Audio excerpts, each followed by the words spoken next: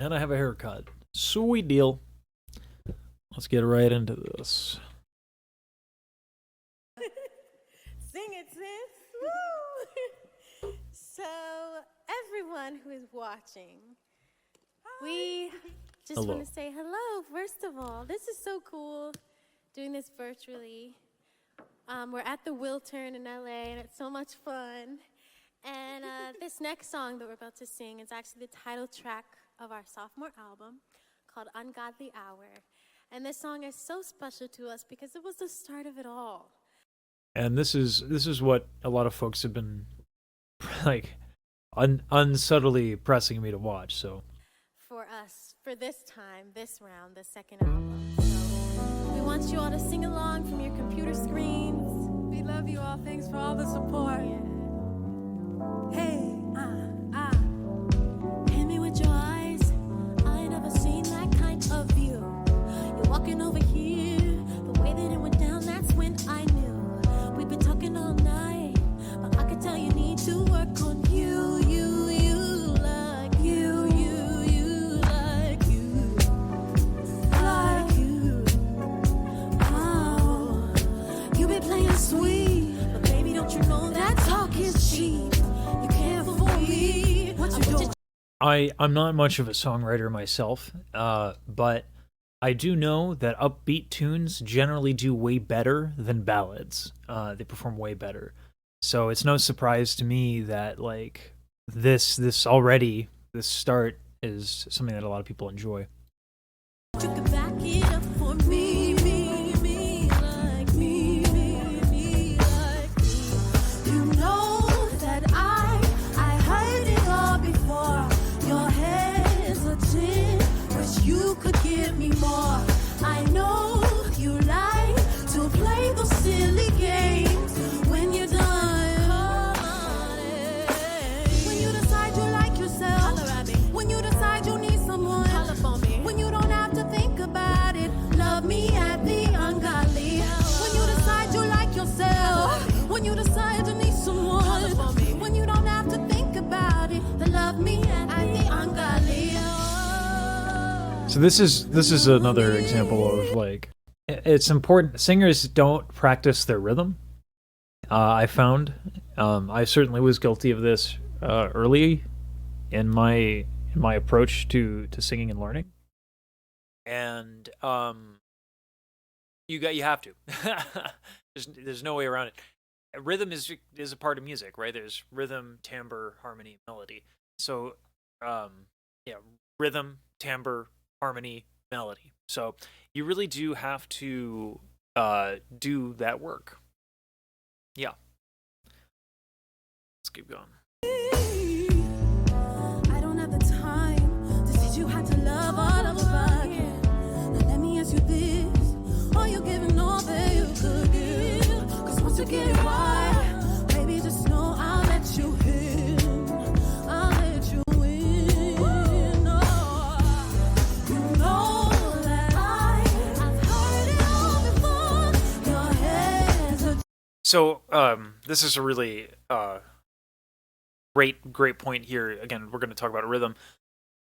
When you have percussion and you have a lot of like, the bass is driving it, the kick drum is driving it, the rhythm section is pushing the song forward. And one of the temptations when you have a really legato phrase, the phrase that you just want to like make really smooth and melodic, right?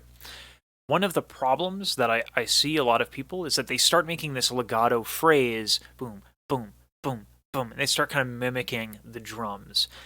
Contrast is a wonderful thing. Contrast is almost always a good choice to make if you want dramatic effect. And so in this instance, they are doing this lovely legato melody, this lovely line, and it's smooth and it's buttery and it's over top this backdrop of kick, kick, kick, and bass line. And it's a wonderful thing to do as a musician. If you ever want to make a nice song, right? You don't have to be percussive all the time. You don't have to be legato all the time, and you can make choices. wish you could give me more. I know you like to play those silly games. And then you can jump in with, yep, great. When you decide you like yourself,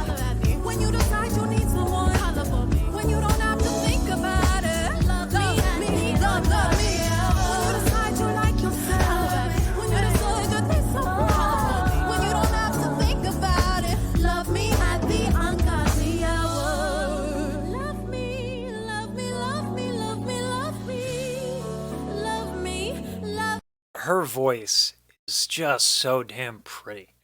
Like Holly's voice is just like ethereal, but also warm. Um, I made a promise that I would do a video about like the 5 reasons, legitimately 5 reasons why she is going to be the perfect Ariel. And I got to get on that because she is incredibly qualified and has a wonderful, wonderful voice, clearly. Love me, love me, love me, love me.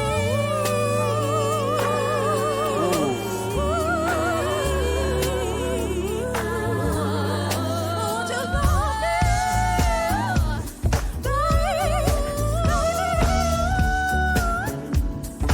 Love me at the ungodly hour. When you decide you like your setup, when you decide you need someone, when you don't have to think about it. Love me, love me, love me, love me, love me, love me. Baby, baby, want you, want you, want you, want you. Love me at the ungodly hour. When you decide, won't you love me? When you decide, love me at the ungodly hour. Yay!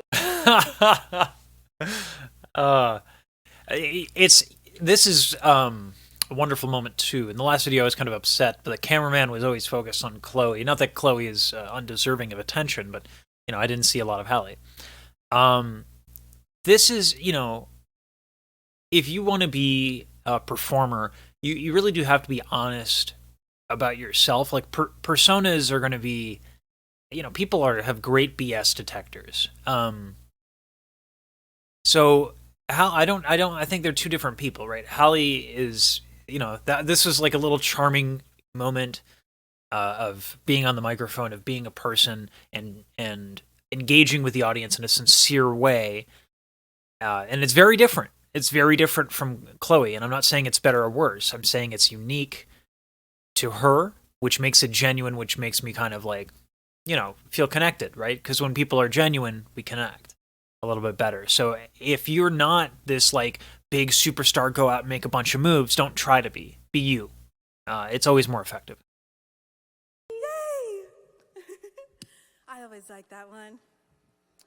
So guys, this next song is one of my favorites. And I remember when we wrote this, we were like, okay, when you really like somebody, but you've had your heart broken. So All right, I'm just going to skip to the music here. someone to push me further. I hit you where it hurts, yeah. If you don't put me first, yeah. And I don't give no apologies. If you lose a life, that's not on me, yeah. Better, baby, better, treat me better.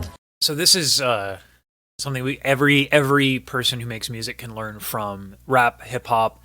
When in rap, when we have important words, often those words are doubled, and you can either do that with a backing track with yourself, or you can have two singers, two vocalists.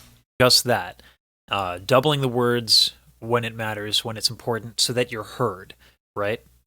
Very important little songwriting tip there. Better than those other guys who change up like the weather, yeah. It is such a shame that they went missing, they can't find them now. Oh, I wonder how I accidentally put them in the ground, yeah. I might be a little tipsy on your love. Wow, that's a big bass sound. Me a little crazy, but so what? You're strumming on my heartstrings. Don't be done. If you love your little life, then don't fuck. I'll take you to the afterlife. Boy, if you ain't acting right. What's this? Let's continue. Right, it's your head, I'm not polite. Then I hunt down your family, let them know about the tragedy. Who did it, a mystery, but you know that it was me, yeah. Better, babe, you better treat me better, babe. Better than those other guys who change up like the weather, yeah. It is such a shame that they went missing, they can't find them now. Oh, I wonder how I accidentally put them in the ground, yeah. I might be a little tipsy. It's really interesting how they use so Chloe has a stronger lower voice than Hallie. But that doesn't mean they won't trade off every now and then. Uh, you know, it's interesting. They're really good at like playing around and they keep testing stuff, which is nice. It's good. We don't fight.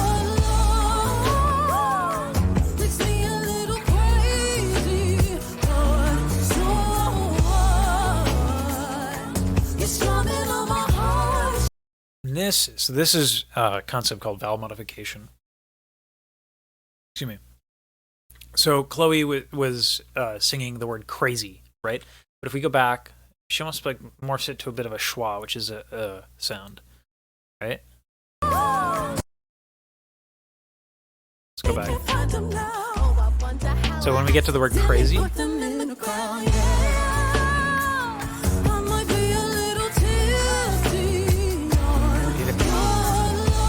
tipsy, right? It's not E, it's like right?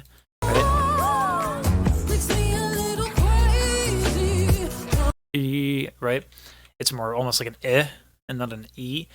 Vowel modification you can use for a couple of reasons. For specifically Chloe and Hallie, oftentimes I see them using it as a way to better blend with each other. I did like a whole freaking video breaking down like even how this changes the frequencies in a mix and how this makes mixing a lot more possible without having to gut their voices using an equalizer to actually remove frequencies. So this is some cool stuff, and it adds a little flavor. You know what I mean? So to have that little pouty kind of vowel changing, it adds a little flavor. So at any time you want to do that, you can use vowel modification, and you can even do it in another way. Who is it? Who did You Ought to Know? Well, I'm Here to Remind You, right? So her vowel modification in that song, so like a 90s artist, can't believe I forget the name. But she does this thing where she's like, and I'm here to remind ya, and she just really makes it incredibly bright to be like venomous. So vowel modification is something to play with when you want to do something specific, right? You want a specific sentiment put across. You can use different kinds of vowels, brighter, darker, etc.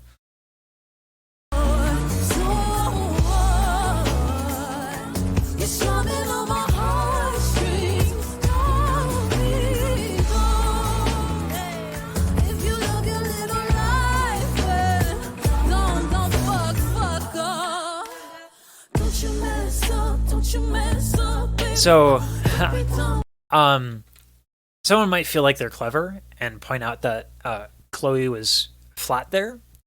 That's so punk what she just did, right? So in punk music, going flat is usually intentional, or they just don't care. But when you're trying to be sassy and when you're trying to break the rules, right? Like that's another thing you can do. You can musically break the rules.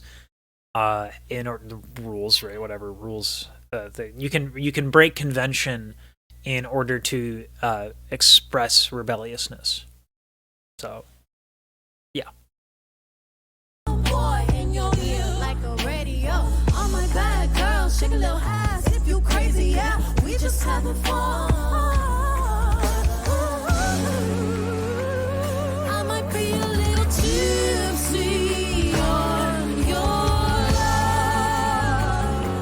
Oh man. Okay, hold on. This is vowel modification at work when they're blending. Okay, this is what I mean by they don't often use EQs to express themselves or to blend, like so many other artists do. If you're an a cappella artist, if you're someone who's recording yourself, you can do this. Okay, check this out. Listen to their different vowels. Right? Chloe's Hallie's and it works. It works brilliantly. And again, if you really care about like the frequencies and the specific breakdowns, I made the video on this channel that's like 6 minutes of exactly how this works and why. But if you love your little life, don't you fuck up. You playing with the wrong one. Don't you fuck up.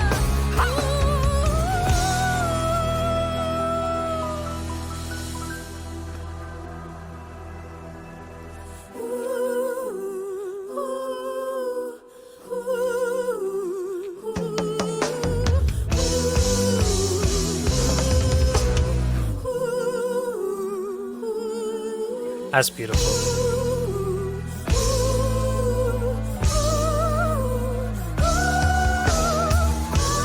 It's like a harmonic minor or something. It's really creepy. Very closely. Moving too fast, now you caught in the middle. Tried so hard to keep up, now you single. Better you regret what you did just a little. Tell me what you think this is. Why you wanna plead the fifth? You ain't gotta tell me what it is. Cause I saw the messages. You must got me fucked up. You must got me fucked up. I think I had There's a lot of playing with meter. It's really cool. So this is the student I'm working with currently. I want to teach them. Their technique is really great. They have a pretty voice. And I've been trying to get them to do some a cappella stuff. And I'm actually going to work with them on rhythm. And this is why I want to teach them different meters. Because when you understand meters, you can make dramatic little shifts here. So, 4/4 is probably one of the most common time signatures. It's basically marching time 1, 2, 3, 4, 1, 2, right?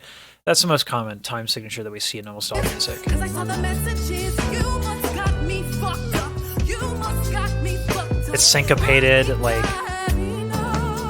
and then she does that. But in order to get there, we get from this, You must got me fucked up. I think I had enough. right? So she changes meters for dramatic effect. I've been going too hard in your city.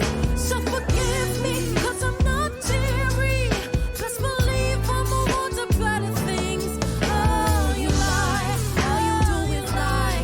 Give me back all my time, all my time. So forgive me, no, not really. Best believe I'ma want to better things. I've been sitting here watching you go insane. I've been sitting Ah, here great harmonies right there. fade away. Tell me, don't you see what you about to throw away? No. And this is something they do really well, switching from rap to sung melody, and then again taking that effect of doubling on the important words, and then changing that into harmony. Super clever, super intricate. Like these songs and their execution have just so much detail musically. It's really, really rich musically. Like high level stuff, Was hitting you on the loop, on replay. Tell me what you think this is. Why you wanna plead the fifth? You ain't gotta tell me what it is. Cause it's all the messages. I saw everything. I saw. And there again with like the going off pitch intentionally to be particularly sassy. And it follows on the back of them harmonizing and being very precise with pitch. Again, contrast. So that's really good.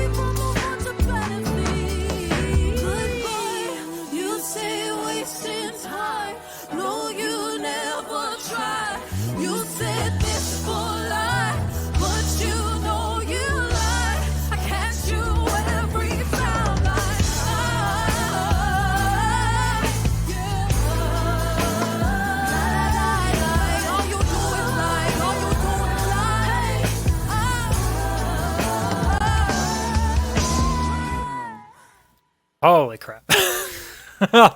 What an incredible performance. Oh my goodness. All the little nerdy details aside, I mean, just the conviction is incredible. All right, that's going to be it for this one. I know people don't necessarily like it when I break it into parts. That's how I have to do it. If you want free vocal help, like as in free, I don't make a pitch at the end or anything like that. I'm just trying to fulfill a promise I made to a voice teacher that gave me a free lesson. She said when I could pay it forward, so that's what I'm doing.